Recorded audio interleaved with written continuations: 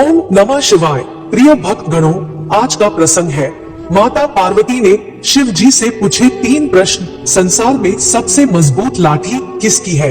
और दूसरा, सज्जन और भक्त व्यक्ति दूसरों की डांट क्यों खाते हैं? और तीसरा, हमारे अपने ही हमें दुख क्यों देते हैं? तो प्रिय भक्त गणों, शिव जी ने क्या उत्तर दिया माता पार्वती के इन प्रश्नों का, चलिए जानते हैं। आज की यह कथा शिव जी ने माता पार्वती को लोक कल्याण के लिए सुनाई थी, जिसे सुनकर उसके अनुरूप व्यक्ति आचरण करेगा तो वह निश्चित ही अपने दुखों से उभर जाएगा। इस कथा को सुनने वाले तथा हुंकार भरने वालों का जीवन आनंद से भर जाएगा, सारे दुख दर्द दूर हो जाएंगे। तो शुरू करते हैं इस पवित्र कथा को। एक समय की बात है, एक बार माता पार्वती की परम भक्त उनकी तपस्या कर रही थी। माता पार्वती उससे प्रसन्न होकर उसके पास पृथ्वी लोक पर आती है और संसार की दशा देखकर उनका मन दुखी हो जाता है। वापस कैलाश पर जाकर भोलेनाथ से कहती है, हे प्रभु, मेरे मन में बहुत ही चिंताएं हैं, मेरे मन में बहुत सारे प्रश्न हैं जो कि मैं आपसे पूछना चाहती हूँ और उनका समाधान जानना चाहती हूँ। महादेव ने माता पार्वती से कहा, हे पार्वती, आप तो समस्त सृष्टि की जननी हो, आप इस सृष्टि की माता हो, आपसे भला कोई बात कैसे छिपी रह सकती है? भगवान भोलेनाथ के मुख से यह बात सुनने के बाद माता पार्वती ने कहा, हे प्रभु, आज मैं पृथ्वी लोक पर गई थी, वहाँ मैंने जो देखा उससे मेरे मन में न जाने कितने प्रश्न उठ खड़े हुए।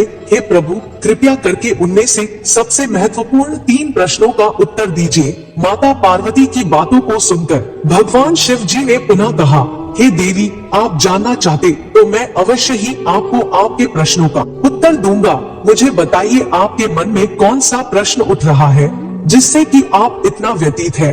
माता पार्वती ने कहा, हे भोलेनाथ, मेरा पहला प्रश्न है, संसार में सबसे मजबूत लाठी किसकी है? और दूसरा प्रश्न, सज्जन और भक्त व्यक्ति दूसरों की डांट क्यों खा लेता है? और तीसरा प्रश्न, हमारे अपने ही हमें दुख क्यों देते हैं?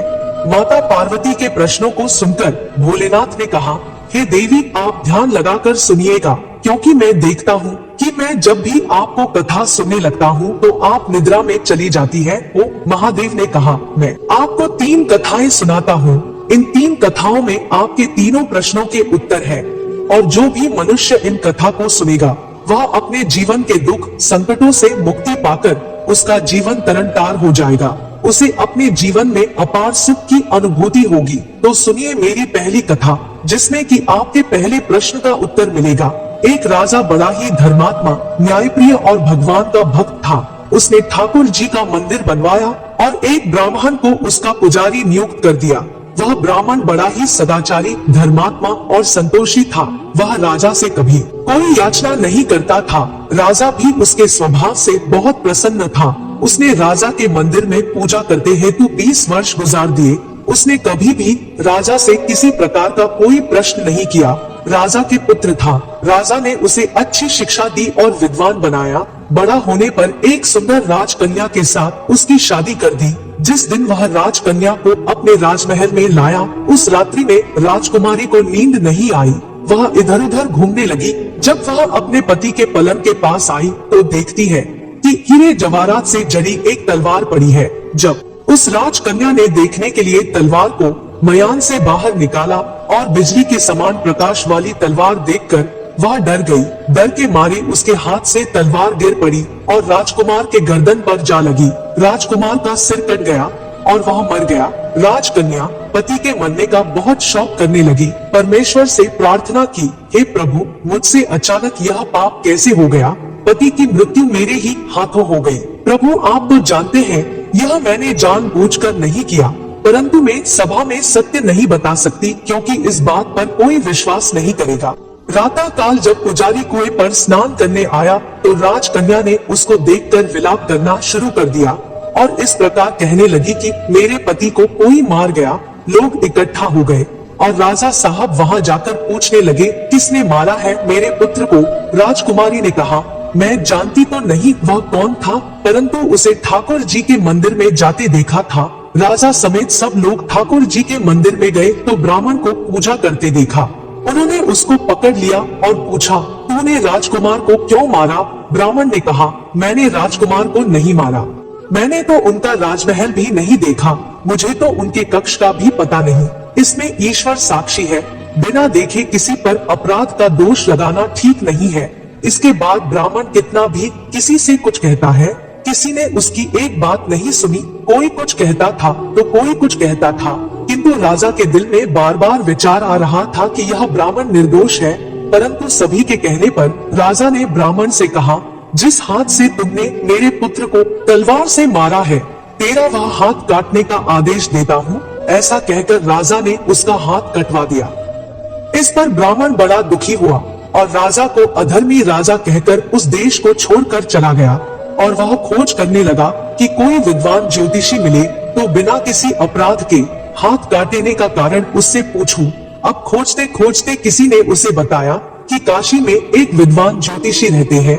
तब वह उनके घर पहुंचा तो देखा ज्योतिष कहीं बाहर गए हुए थे। ब्राह्मण ने उसकी धर्मपत्नी से पूछा, माताजी, ज्योतिषी जी महाराज कहाँ गए हैं? तब उस स्त्री ने अपने मुख से न जाने कितने अपशब्द और दुर्वचन अपने पति के बारे डाले, जिनको सुनकर वह ब्राह्मण हैरान हुआ और मन ही मन कहने लगा कि मैं तो अपना हाथ काटने का कारण पूछने आया था, परंतु अब इनका ही हाल पहले पूछूंगा। इतने में ज्योतिषी आ गए। घर में प्रवेश करते ही ज्योतिषी की पत्नी ने दुर्वचन कहना आरंभ कर दिया और उनका तिरस्कार किया, परंतु ज्योतिषी जी चुप रहे और अपनी स्त्री से कुछ भी कहा। ब्राह्मण को देखकर ज्योतिषी ने उससे कहा, कहिए ब्राह्मण देवता कैसे आना हुआ? हे पार्वती, आगे सुनिएगा उस ब्राह्मण ने क्या कहा। आया तो था अपने बारे में पूछने के लिए, परंतु पहले आप अपना हाल बताइए कि आपकी पत्नी अपनी जुबान से आपका इतना तिरस्कार क्यों करती है, जो किसी से भी सहा नहीं जाता और आप सह लेते हैं। इसका कारण क्या है?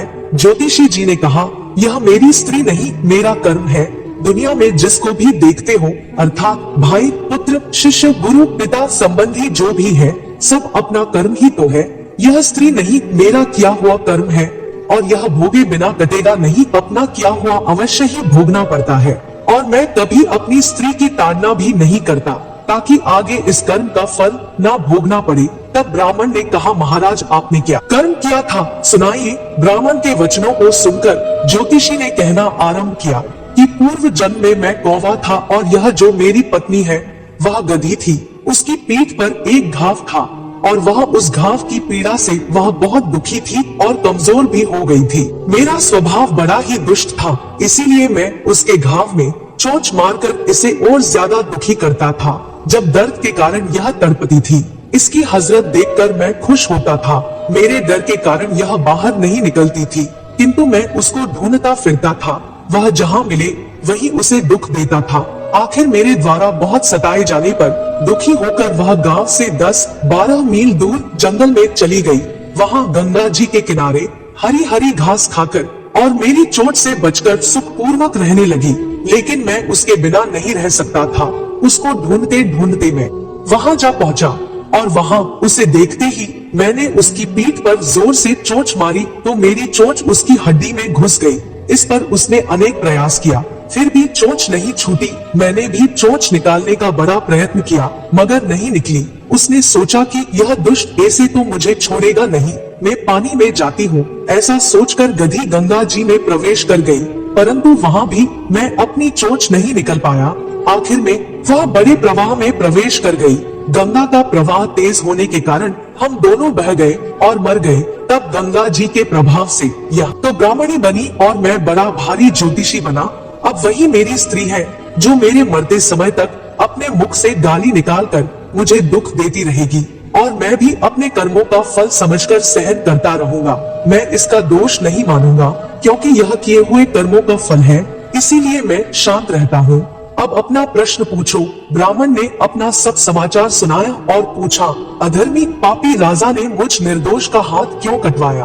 तब ज्योतिष ने कहा, हे ब्राह्मण सुनो, राजा ने आपका हाथ नहीं कटवाया, आपके कर्मों ने ही आपका हाथ कटवाया है। अब सुनो, पूर्व जन्म में आप एक तपस्वी थे और वह राजकुमारी जिसके हाथों से राजकुमार मरा था, वह गौ अर्थात गाय माता थी और वह राजकुमार कसाई था। जब कसाई गाय को मारने लगा तब गाय बेचारी जान बचाकर आपके सामने से जंगल में भाग गई। पीछे से कसाई आया और आपसे पूछा कि इधर कोई गाय तो नहीं है।